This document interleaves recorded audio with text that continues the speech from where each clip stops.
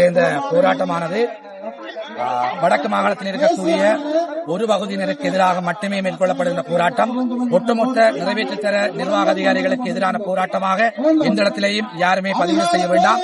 எங்களுடைய போராட்டம் வெற்றி பெறுவதற்கேற்ற வகையில் பலதரப்பட்ட உதவிகளை நம்முடைய நிர்வாகத்துறை அதிகாரிகள் பலர் செய்திருக்கிறார்கள்.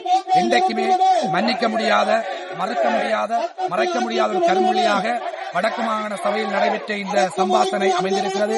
ஒட்டுமொத்த அபிவிருத்தி உத்தியோகத்தர் சேவையையும் களங்கப்படுத்தக்கூடிய வகையில் அமையப்பெற்ற இந்த உரையாடலுக்கு இந்த நாட்டினுடைய ஜனாதிபதியுடைய நேரடியான அறிவுறுத்தலின் பேரில் சட்டத்தின் அடிப்படையிலான நிர்வாக ஏற்பாட்டின் அடிப்படையிலான விசாரணை நடத்தப்பட வேண்டும். இந்த விசாரணையின் அடிப்படையில் எதிர்காலத்தில் இது ஒரு தொற்று நோயாக பரவி ஏனைய நிர்வாக சபை அதிகாரிகளுக்கு பிழையான ஒரு பயிற்சியாக அமைந்துவிடக்கூடாது. இவ்வாறு இதற்கெடுக்கப்படும் நடவடிக்கை தற்பொழுது எள்ளி நகையாடுகின்ற அல்லது தரக்குறைவாக அணுகுகின்ற நிர்வாக சபை அதிகாரிகளுக்கும் ஏனைய திணைக்கள தலைவர்களுக்கும் இது ஒரு தகுந்த பாடமாக அமைய வேண்டும் கேட்டுக்கொள்வதோடு இந்த நடவடிக்கைக்கு பின்னர் எங்கேயாவது ஒரு திணைக்களங்களில் பகிரங்கமாகவோ ரகசியமாகவோ நேரடியாகவோ மறைமுகமாகவோ பழிவாங்கல் படலங்களை இந்த மேலதிகாரிகள் யாராவது தொடர்பார்களாக இருந்தால் அவர்களுக்கு தக்க பாடத்தை தகுந்த வழியில் உயரிய ஆயுதங்கள் வாயிலாக நாங்கள் வழங்குவதற்கு இந்த போராட்டத்தினுடைய வடிவத்தை மாற்றி எந்த எல்லை வரை நாங்கள் செல்ல முடியுமோ அந்த எல்லை வரை நாங்கள் செல்வோம் என்பதையும் இந்த இடத்திலே நாங்கள் கௌரவமாக பதிவிடுவோம். கல்வியில நாங்க எல்லாருமே ஒரே வகையை சேர்ந்த உத்தியோகத்தர்களாக இருக்கிறோம். அதனால எங்களுடைய அபிவிருத்தி உத்தியோகத்தரை அவமதிக்கிறத நாங்க ஒரு காலமே ஏற்றுக்கொள்ள மாட்டோம். நாங்க தன்மானத்தை இழந்து நாங்க வேலை செய்யணும் என்ற அவசியம் இல்லை. எங்களுக்கு தன்மானம் என்பது எங்களோட கூட பிறந்த ஒரு முக்கியமான ஒரு செயல். அதனால எங்களுக்குரிய சேவபிரமாணம் கட்டாயம் எங்களுக்கு தரப்பட வேண்டும். எங்களுக்குரிய நியாயம் கட்டாயம் வழங்கப்பட வேண்டும். முறையான விசாரணை ஒன்றை மேற்கொள்ள வேண்டும். அந்த விசாரணையை மேற்கொண்டு எங்களுக்குரிய முடிவை தரணும் என்று நாங்கள் கேட்டுக்கொள்கிறோம். நீங்க பஸ்ல வந்து இறங்கி இருப்பீங்க. பஸ்ல வந்து இறங்கி இருக்கிறவங்களுக்கு ஒரு பஸ் நிற்குது, உங்களை ஏற்றி கொண்டு ஆளுநர் சீலத்தை போட்டு திரும்பவும் கொண்டு வந்து இந்த இடத்துலயே அவர்கள் வேண்டும். நீதி வேண்டும். அபிவிருத்தி உத்தியோகத்தர்களுக்கு நீதி வேண்டும். உங்கள் கல்வியை சட்டத்தை மட்டும்தான் நீங்கள் கற்றுக்கொண்டீர்கள். மேலதிக கல்வி அனைத்தும் உங்களுக்கு அரசால் வழங்க. தரக்குறைவான உங்கள் பேச்சுக்கு தரக்குறைவான உங்கள்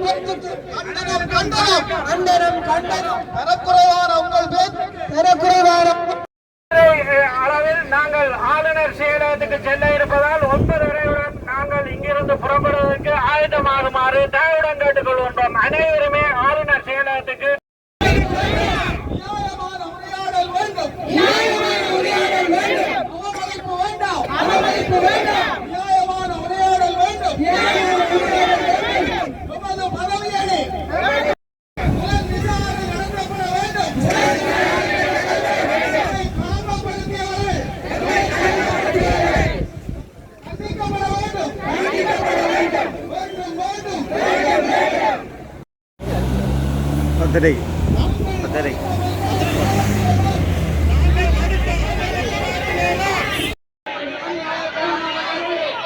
உரிமைக்காக, நியாயத்துக்காக, மரியாதைக்காக, எதிர்காலத்துக்காக ஒன்றிணைவோம். உரிமைக்காக, நியாயத்துக்காக, மரியாதைக்காக, எதிர்காலத்துக்காக ஒன்றிணைவோம். உரிமைக்காக, நியாயத்துக்காக, மரியாதைக்காக, எதிர்காலத்துக்காக ஒன்றிணைவோம். உரிமையை வெல்வோம். வேலை செய்வது நாங்கள், வேடிக்கை பேசுவது நீங்கள். வெட்டிக்கதை பேசுவது நீங்கள். பணம் எடுப்பது நாம் என்றால் ஒன்றுபட்டு உரிமை வெல்வோம்.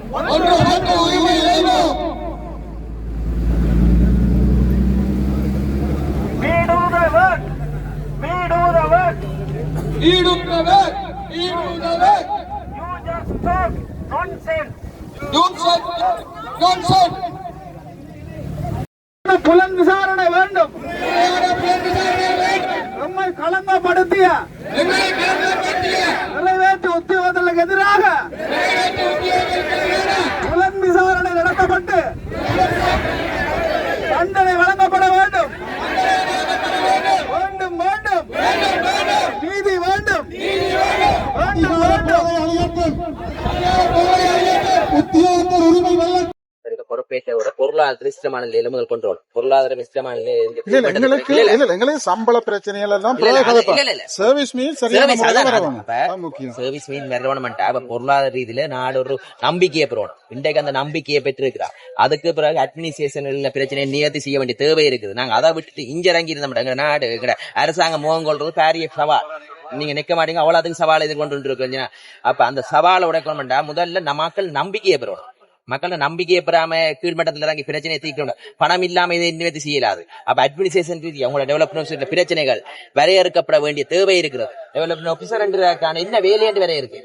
அப்ப அதை வரையறுத்து அதுக்கான தீர்வுகள் என்ன மாதிரி இப்ப ஆசிரியர் நியமனத்திலே விரிக்கணும். அவர்கள் ஆசிரியர் நியமனம் கொடுத்து இந்த டெவலப்மெண்ட் ஆபீசர் என்னென்ன வரையறை கொடுத்த ஒரு கிரேட் முன்னோக்கி நகரக்கூடிய ஒரு வரையறையை செய்ய வேண்டும் என்றா அதுக்கான ஒரு பொறிமுறை ஒரு இப்பதான் 2 வருஷம் கண்டிருக்கு. எங்களுக்கு நம்பிக்கை ஏற்பட்டிருக்கு. பொருளாதார ஆயிட்டு இனி மக்கள்கிட்ட கீழ்மட்டத்தில் இருக்கிற பிரச்சனை இருக்குது. மக்களுக்கு பேரி எதிர்பார்ப்பு இருக்குது.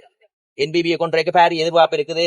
உடனடியா மாறுமெண்டு. அப்ப உடனடியா மாற வேண்டிய கஷ்டம் தான். இப்ப 2 வருஷத்துல எங்களால சாதிக்க முடிஞ்சது. நாங்க துரிதமா நாங்க 4-5 வருஷம் செல்லுமெண்டு தான் நினைச்சாங்க. ஆனா இன்றைக்கு பொருளாதார ரீதியில நல்ல நிலைக்கு வந்துட்டோம். அப்ப இனி கீழ்மட்ட அன்றதோடு சொல்லியிருக்காரு சொல்லியிருக்காரு இனி கீழ்மட்ட மக்கள் ஒவ்வொரு பிரச்சனையா சேர்ந்து உணரணும். அந்த பொருளாதார அந்த விளைவுகளை மாற்றத்தை கீழ்மட்ட மக்கள் மாற்றத்தை உணர்றதுக்காக இனி இந்த 3 வருஷ பயணம் என்பது இருக்கு. அப்ப உங்களோட பிரச்சனையும் இது தொடர்பாக கழிச்சிருக்காரு. ஜனாதிபதியும் கழிச்சிருக்கிறார். பல பிரச்சனையை சொல்லியிருக்காரு. இந்த டீச்சர்ஸ்ல செய்யறாங்க. அவன் டீச்சர்ஸுக்கு ஒரு வேலை தளத்துக்கு ஏற்ற மாதிரியே மாறி இருப்பினான். அப்ப அந்த வேலை மாற்றத்துக்கு ஏற்பட்டபடியா டியூஷன் கொடுப்பினான் பள்ளிக்கு டீச்சர்ஸ். அப்ப டீச்சர்ஸ் 2 மணியோட போயினே 5 மணி. அப்ப மனத்தாக்கம் ஒன்று இருக்கும். பிள்ளைகளுக்கு படிப்பிக்கையும் ஒரு மனத்தாக்கம் இருக்குது. எல்லா வேலைக்கும் பயன்படுத்துவினா மாறி. அப்ப மாறி எல்லாம் கூப்பிட்டு இல்ல. அப்ப நாங்கள் இதை சொல்றோம். ஜனாதிபதி சொல்லி இருக்கிறார் இந்த டெவலப்மெண்ட் காலம் கணிஞ்சிருக்குது. அந்த காலம் கணிஞ்சபடியா உங்களோட ஒரு தொழிற்சங்கத்தில பிரதிநிதி இருக்கிறார். அவரை கதைக்கிறவர். அப்ப அந்த பிரதிநிதிகளோட இதையும் அவருக்கு அந்த பிரதிநிதிக்கு அனுப்புறேன். ஜனாதிபதிக்கு அனுப்புறேன். இந்த தொடர்பு ரெக்கார்டையும் காட்டுறேன். பார்லிமெண்ட்ல எங்களுக்கு ரெக்கார்ட் ஆன்லைன் நடக்கு தானே. அவருக்கு அதை காட்டுவேன். பிள்ளை சிங்களத்திலேயும் போதுதானே. அவர் பார்த்துருப்பாரு. இது வரைக்கும் நீங்க அனுப்பாம இருந்திருக்க மாட்டீங்க. அனுப்பி இருப்பீங்க. சரி, நானும் இது தொடர்பாக ரிக்வெஸ்ட் நானும் இருக்கா. பார்லிமெண்ட்ல போயிட்டு நான் இன்னைக்கு 3 மணிக்கு கொழும்புல நிக்கணும். உங்களோட போராட்டத்துக்காண்டி தான் இந்த டைம் பழிக்கிறேன். 3 மணிக்கு என்ன அங்க ஒரு வேலை ஒன்று இருக்குது சந்திக்கிறதுக்கு. அப்ப 3 மணி இப்ப இல்ல எனக்கு தெரியும் 3 மணி போகலாது. அப்ப இந்த நான் 4 மணிக்கு வலிக்கிறோம் பாத்துனான். அப்ப இன்றைக்கு இப்ப இந்த டைம் வலிக்கிறதுக்கு காரணம் இந்த போராட்டத்துல கலந்து கொண்டு அப்படியே போக மாட்டேன். நீங்க சொன்ன விஷயம் ஒன்று சரி. ஒரு சஜஷன் என்னன்னு சொன்னா இப்ப நாங்க நீங்க கதைச்சது மாதிரி என்னண்டா இப்ப இருக்கிற அரசாங்கத்தோடு சேர்ந்து அடிமட்ட மக்களோட பொருளாதாரத்தை மேம்படுத்துறதுக்காக நீங்க கஷ்டப்படுறீங்க, நாங்களும் கஷ்டப்படுறோம்.